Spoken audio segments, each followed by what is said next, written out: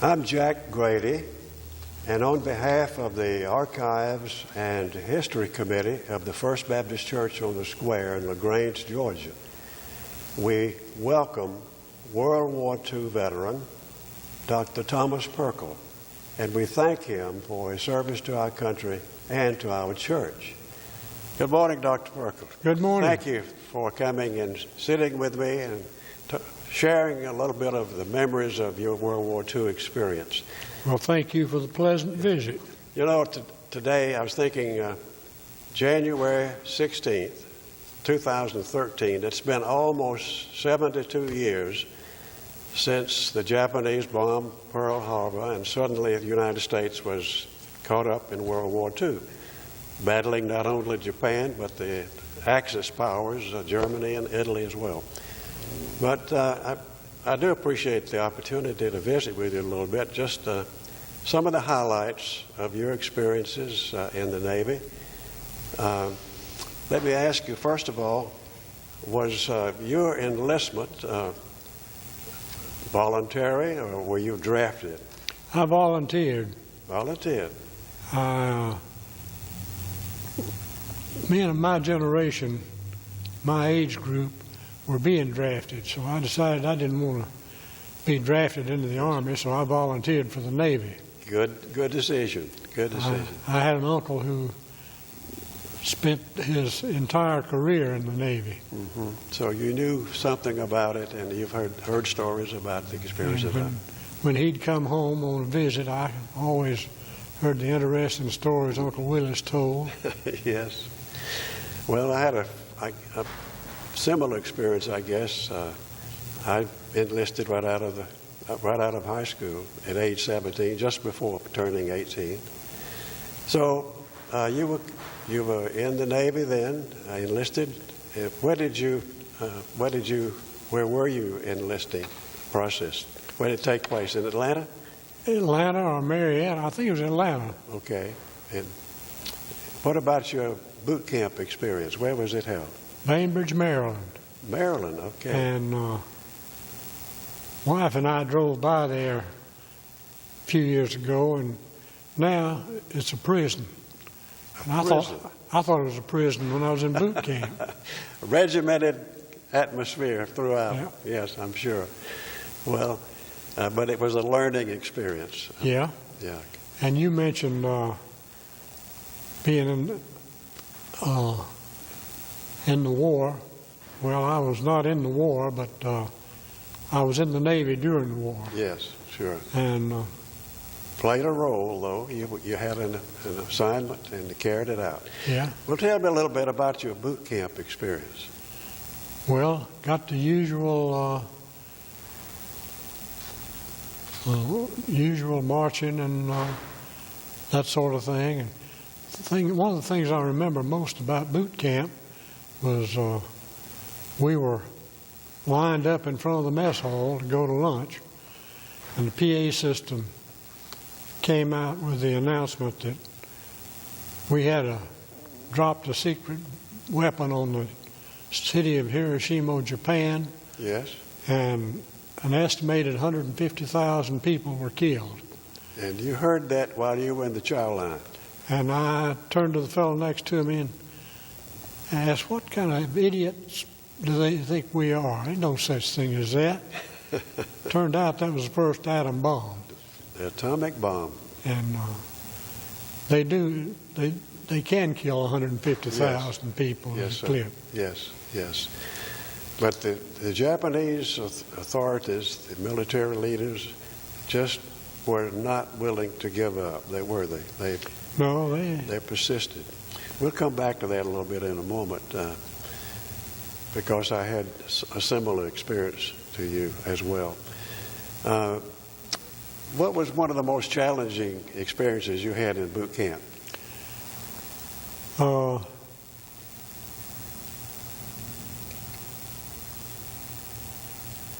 I guess getting fed. Oh, you have a problem. On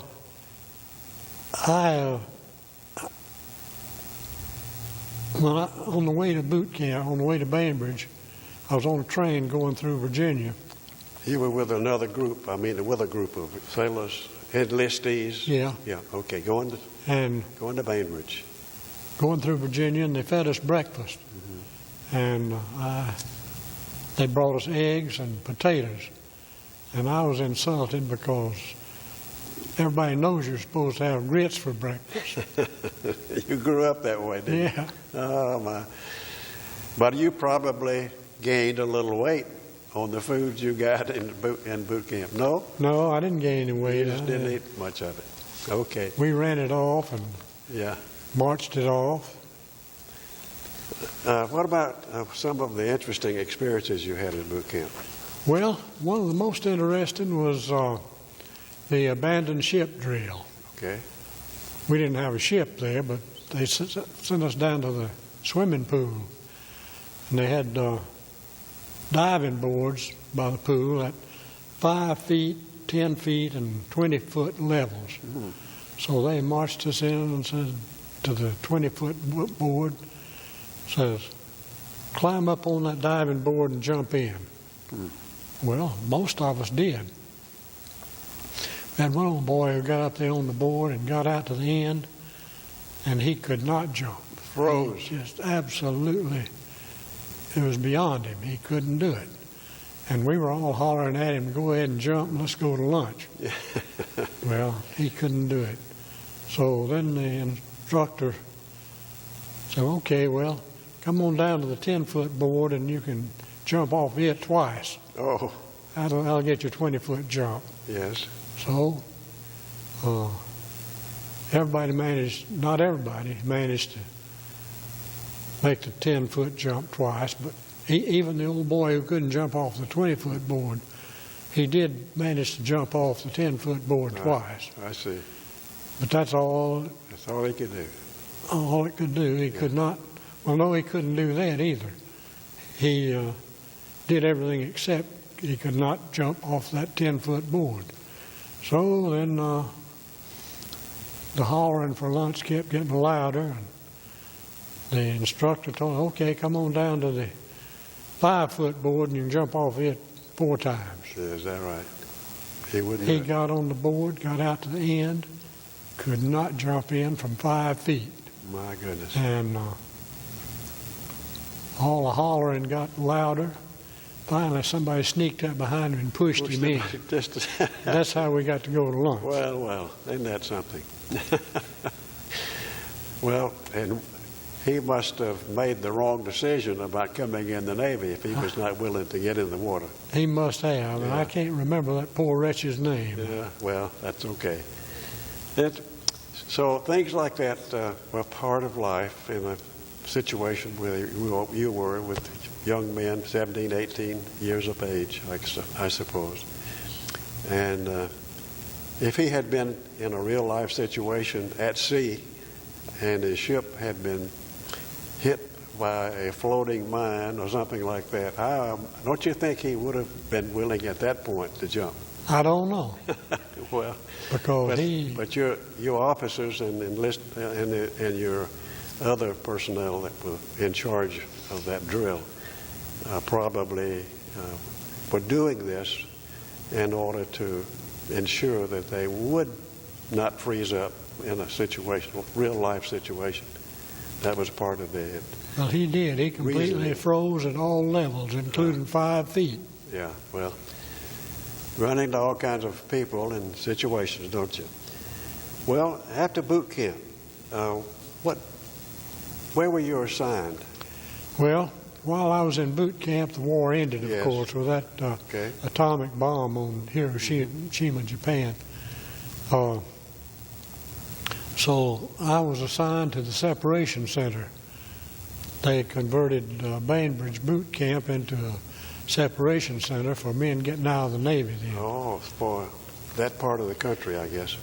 Yeah, so that's what I did. I shuffled papers and issued forms, helped the separatees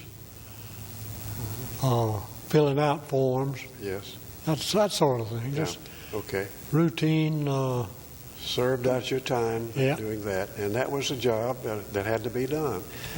Your separation center there at Bainbridge then was just like the one I went to in Jacksonville, Florida. That's where I was discharged after I completed my time of service. They probably tried to talk the sailors who were coming there to be discharged. They probably did like they did us. They tried to talk them into re-enlisting. And of course, we laughed at them. Yeah. I remember. I understand that. Well, I was like you. I'm sure I was ready to get on with life and get my advanced education out of the way and that sort of thing. And I joined the Navy, as you did, because it was the thing to do, and I wanted to help. And I enlisted for the duration. Some signed up at the beginning, like for 4 years in the regular Navy. But I didn't feel that was the thing to do, and I just joined for the duration, whether it's 1 year or 6 years or whatever it was. That's what I did. Yeah, good. Okay. So you spent the rest of your naval responsibilities there at the separation center. A lot of people came through there, I'm sure, from Yeah. that part of the country. Right. Yeah, okay. Well, and the duties you've pretty well described, clerical, secretarial, getting a reasonable constant flow of sailors who were getting out of the Navy, helping them get through there and prepare them for discharge. So, and you didn't try to talk some of them into re-enlisting. No. Okay. No, I couldn't do that with a straight face. Yeah, all right. But I'm sure you're pleased that you did do your duty. And wait a minute, I wanted to. You showed me a photograph a while ago. Yeah. I know it won't show up very well on this DVD that Paul Barnes is recording on, but it's an interesting picture. It shows you and your parents as you are preparing to get underway with your career in the Navy. And you got on your Navy whites, your white uniform with the blue tie. The Navy cap brings back a lot of memories for me as well. So your parents. And where were you living at that time? Smyrna, Georgia. Smyrna. But you came to Atlanta to join the Navy, and that's where you left by train to go to Bainbridge, Maryland. Yeah. Yeah. You have some thoughts, other thoughts you'd like to share with us about your naval experience? Oh, let's see. Well, I told you about the swimming pool Yes. Uh-huh. incident, and told you about the war ending while we were waiting to go to lunch. That's one thing we did a lot of, is wait. Waiting, lined up and wait. I lined up and wait. Yes. Or as they used to say, hurry up and wait. Yeah. I can remember that. Well, any other experiences you want to share with us? No. You came home then. You were discharged after you had helped the other guys just go through the processing center there for their discharge. Then you were separated from the Navy. And where did you go then? You came home, of course, first, but what happened next? Well, I got out of high school in 1943. That was before I went in the Navy. Mm-hmm. And finished high school, and Dad says, "You're going to college." And I thought, poor Dad is, he's deluding himself. I knew he didn't have the money to send me to college, and I didn't have it. So I told him, "I can't go to college. I don't have the money for it." He says, "You're going to college." He was kind of hard-headed. And so one thing led to another, and I went went down to Georgia Tech, talked to a fellow in the registrar's office. He said, boy, you wouldn't stand a chance at Tech. You'd have to have at least 2 years of remedial math. So I couldn't make it. So I went home happy because I didn't want to go anyhow. Oh, Tom. Dad says, when do you start the college? I said, well, couldn't get in. And he said, well, there must be another college around. Try that one. So I went out to Emory and talked to Dr. Stipe, the registrar. I don't know why I remember that name, except maybe it was the insult he put on me. He said he didn't think I'd fit in at Emory, and I said I was glad of it. Oh, did you really? Went home happy again. Dad sent me back the next day. Went out to Oglethorpe. Oglethorpe University. Yeah. And blundered in.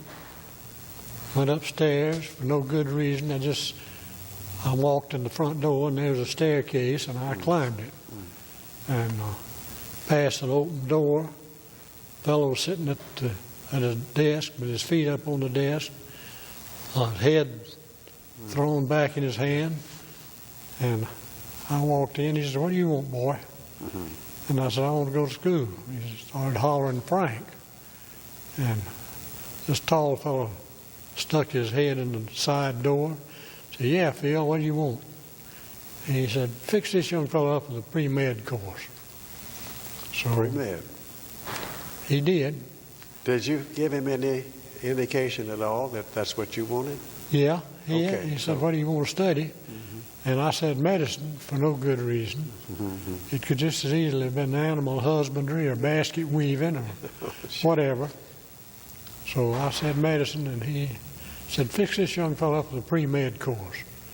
So Frank turned out to be the registrar and also the baseball coach. I see. And he took me into his office and filled out the required paperwork.